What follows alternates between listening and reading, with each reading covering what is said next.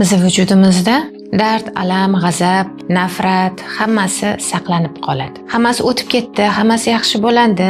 Terapiyaga ko'p boramiz, ya'ni kelishadiganlar bor, gaplashiladi. Ong bilan tushunasiz, lekin vujudda bu narsalar saqlanib qoladi. Tugun shaklda saqlanib qoladi. O'sha narsani vujud terapiyasi bilan chiqarsa bo'ladi, ishlanadi. Kuchli bo'lishi kerak odamda, ishlayotgan odamda. Terapiya mahalida tugunlar bo'lishi mumkin, og'riqlar bo'lishi mumkin, qo'lda, oyoqda yoki ko'krak qafasini atrofida bo'lsa, nimadan alamzada, kimdan alamzada, tajovuzga uchragan odam ham bilinadi.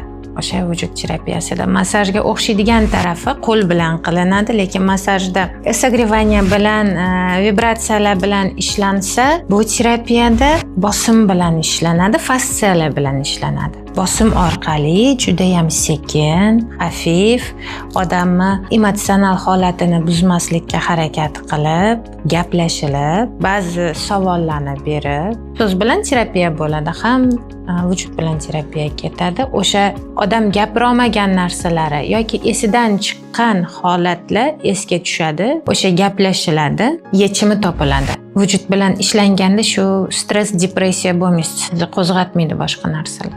Triggeri chiqmaydi, chunki vujud orqali chiqib ketadi.